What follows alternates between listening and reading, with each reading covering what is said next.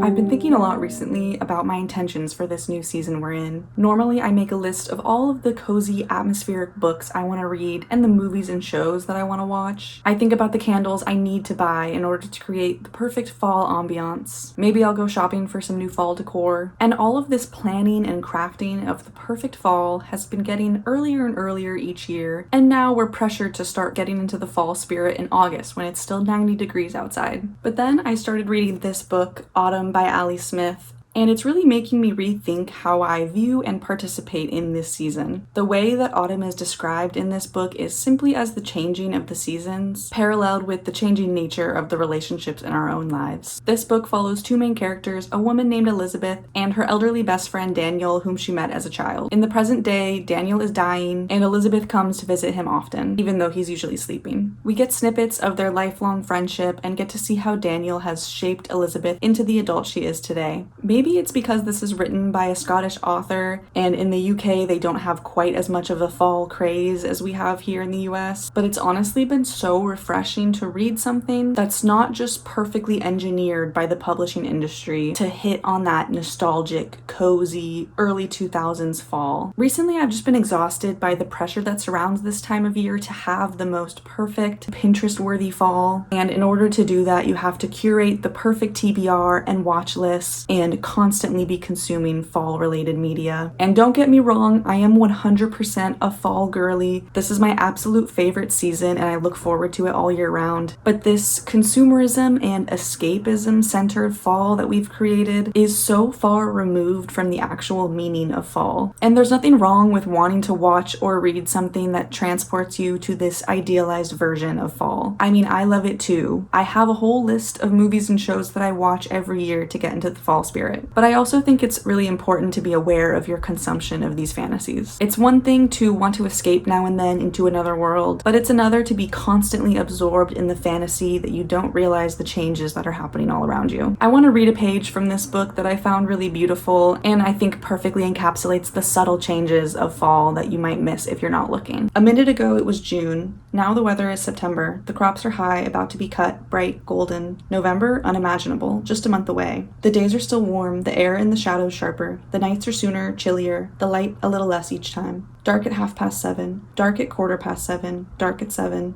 The greens of the trees have been duller since August, since July really, but the flowers are still coming, the hedgerows are still humming, the shed is already full of apples, and the trees still covered in them. The birds are on the power lines. The swifts left weeks ago. They're hundreds of miles from here by now, somewhere over the ocean. I think it's easy to get sucked into this consumerist version of fall. Most of us live somewhere where the weather just skips straight from summer to winter. Summers are getting longer all across the globe. They'll probably continue to get longer in the years to come. If you're from the US, you've probably seen the rise in this obsession with a fall that isn't accessible to most of us. Cool, crisp days, bright orange foliage, pumpkins growing in your front lawn, and if that's not what your fall looks like, that's no problem. All you have to do is buy the latest mug, the comfiest sweater, the newest Starbucks drink, or a new plastic decoration that will inevitably fall apart after this year. Then just crank up your AC and pretend that it's not 100 degrees outside. Our obsession with fall is just the latest trick designed by corporations to wring as much money out of us as possible. They prey on our nostalgia for a time when fall actually felt like fall, and in a sick twist of irony, this push towards overconsumption is a major contributor to global warming, the exact thing that's making summers longer and falls shorter. I want to read another little excerpt from this book that I really loved, and I think is especially relevant at this point, speaking of nostalgia. And that is, they walked past the shops, then over to the fields where the inter-school summer sports were held, where the fair went and the circus. Elizabeth had last come to the field just after the circus had left, especially to look at the flat, dry place where the circus had had its tents. She liked doing melancholy things like that, but now you couldn't tell that any of these summer things had ever happened. There was just empty field, the sports tracks had faded and gone, the flattened grass, the places that had turned to mud where the crowds had wandered round between the rides, and the open-sided trailers full of the driving and shooting games.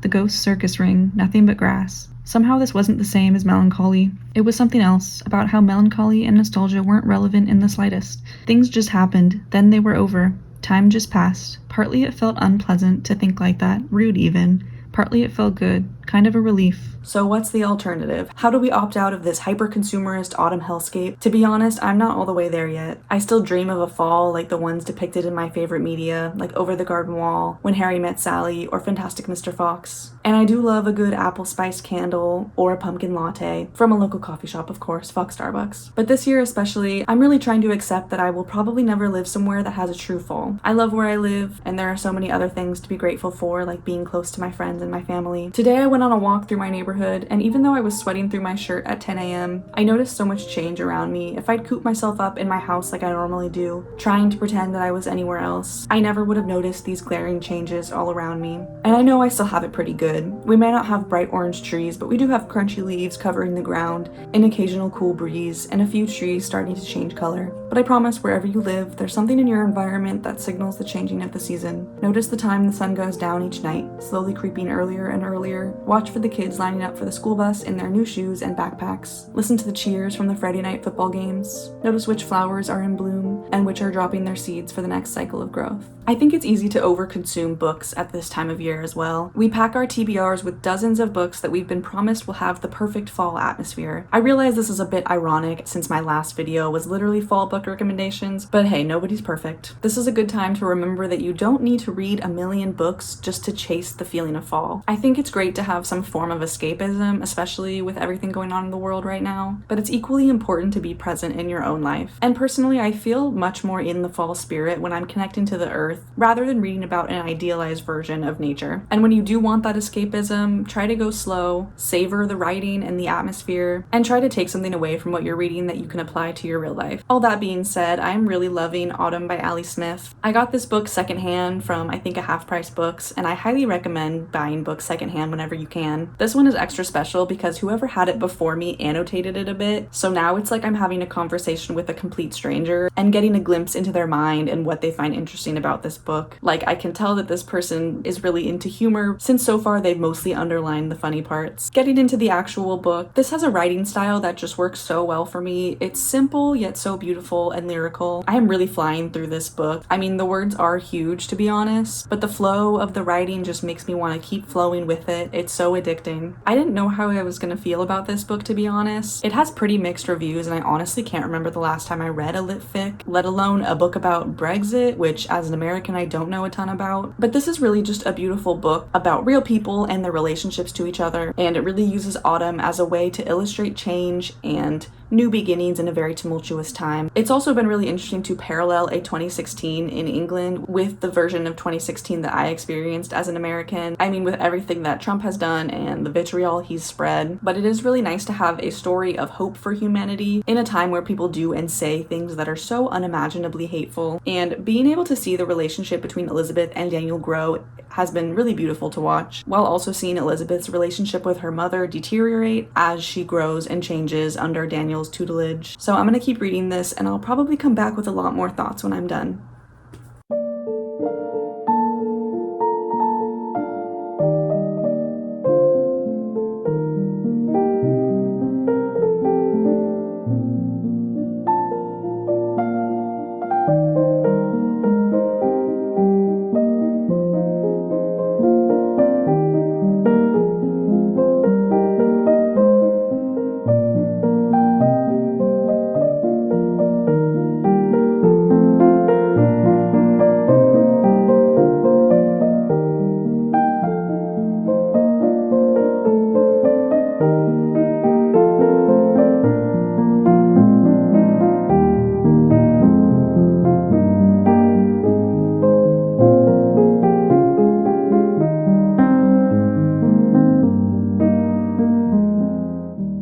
Another way I like to ring in the new season is through crafting. The best way to escape consumerism is to create more than you consume. We're bombarded with back-to-school ads telling us we need a new pair of jeans, a new sweater, a whole new wardrobe to fit in with whatever aesthetic is trending this year. Right now, I'm trying my hand at visible mending. It's a centuries-old technique that can be traced back to the Japanese tradition of sashiko. At first, I just really needed to fix a hole in the crotch of these pants. But then I got so excited by the look of visible mending and decided to go a little crazy and patch up every hole I could find. We're currently in an unprecedented era where clothes are so cheap it's simpler to buy new ones than to take care of what we already have. The art of mending has all but died out, a deliberate act on the part of fast fashion companies. After all, if we know how to fix our old clothes, we won't spend money on new ones. But there's something so special and rewarding about keeping a garment alive, being able to fix a hole that shows your underwear or patch up that moth-eaten sweater, or even adding your own personal touches when you get bored of the basics. Learning how to mend is an inherently anti-capitalist act that I urge you to try this fall, or pick up another craft like knitting or crochet. Make your own Rory Gilmore sweater instead of buying one in a factory, made by someone getting paid less than the garment itself costs. These things take time to learn and don't exactly give us the same instant gratification of hitting buy now, but the fall is meant for slowing down, taking your time. There's no rush. You don't need fancy materials either. This is embroidery thread I got in middle school when I was in my friendship bracelet phase. I don't have an embroidery hoop, so I'm just using a notebook to keep my jeans in place. This fabric I'm using to patch holes is cheap scrap fabric from a secondhand craft store. And now, instead of buying a new pair of patchwork jeans from Urban Outfitters, I've made my own one-of-a-kind garment with a pair of thrifted jeans, some old embroidery thread, and scrap fabric. I'm so happy with how these turned out, and I can't wait to wear them all season, and hopefully for many years to come.